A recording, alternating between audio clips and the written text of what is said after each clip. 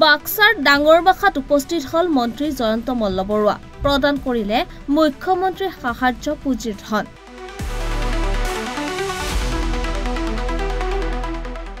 বাক্সা জিলাৰ মুছলপুৰত অনুষ্ঠিত হয় বিজেপিৰ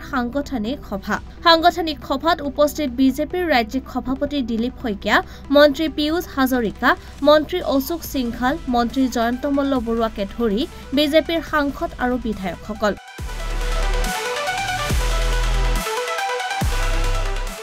এই সভাৰ পিছতে জয়ন্ত মল্লবৰুৱাই উপস্থিত হয় ডাঙৰবাখা লাইফ এণ্ড বৰ্ডৰ বাসগৃহত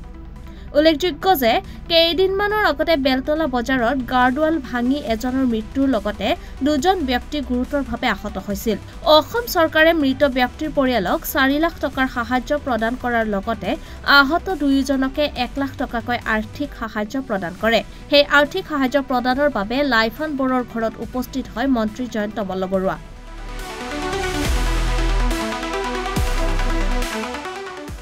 এতিয়াৰে পৰা বেলতলা বজাৰত জনজাতীয় লোকে সামগ্ৰী বিক্ৰী কৰাৰ বাবে কৰ দিব নালাগে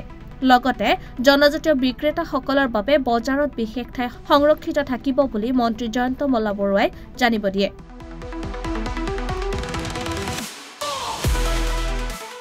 গুৱাহাটীৰ বান সমস্যা সমাধানৰ বাবে গুৱাহাটীত নতুনকৈ নিৰ্মাণ হ'ব ট্ৰেইন মেঘালয় চৰকাৰৰ সৈতে সম্পন্ন হৈছে আলোচনা আইআইটিয়ে প্ৰস্তুত কৰিব প্ৰতিবেদন তাৰ পিছতে মেঘালয় চৰকাৰৰ সহযোগত চলিব এই কাম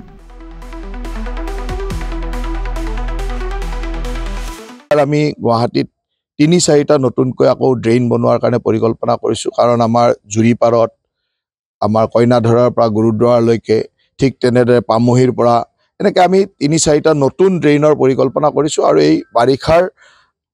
বাৰিষাৰ মাজতে আমি ড্ৰেইনবিলাক খান্দা আৰম্ভ কৰিম মাত্ৰ আমি এই কেইটামান দিন ৰখি আছো কেইদিনৰ পিছতে খান্দা আৰম্ভ কৰিম আৰু বাৰিষা শেষ হোৱাৰ লগত তাক কংক্ৰিট কৰি পাৰ্মানেণ্ট কৰাৰ চেষ্টা কৰিম যেটো মেঘালয়ৰ পৰা পানীটো আলোচনা কেনে ধৰণৰ হৈছে চৰকাৰখনৰ মেঘালয়ৰ লগত আমাৰ আলোচনা হ'ল আৰু আলোচনাত আমি আইআইটি ৰুৰকিক দায়িত্ব প্ৰদান কৰা হ'ল যে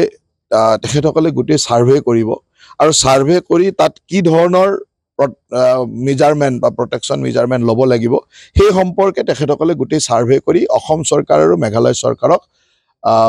এটা ৰিপৰ্ট দিব আৰু সেই ৰিপৰ্টৰ ভিত্তিত অসম চৰকাৰে কৰিব লগা কামখিনি আমি অসম চৰকাৰে কৰিম মেঘালয় চৰকাৰে কৰিব লগা কামখিনি মেঘালয় চৰকাৰে কৰিব আৰু সেই কাৰণে আমি এটা অভিজ্ঞ অনুষ্ঠান আইআইটি ৰুৰকিক এই দায়িত্বটো দিছো আইআইটি ৰুৰকিয়ে 3 মাহৰ ভিতৰত তেওঁলোকে গোটেই বস্তুটো পৰ্যবেক্ষণ কৰি আমাক ৰিপৰ্ট এটা দিব সমস্যা দূৰৰ আগবাঢ়িছে সমস্যা গুৱাহাটীৰ বানপানীৰ সমস্যাটো যথেষ্ট জটিল সমস্যা কাৰণ গুৱাহাটী এনেকুৱা এখন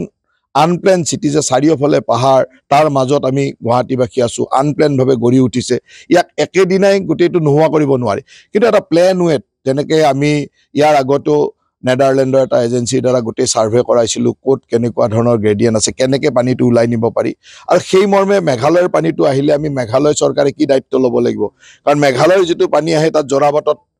ৰৈ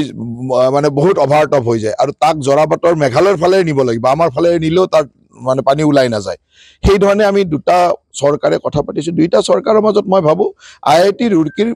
মানে ৰিপৰ্ট আহাৰ লগে লগে আমাৰ কামসমূহ ভাল হৈ যাব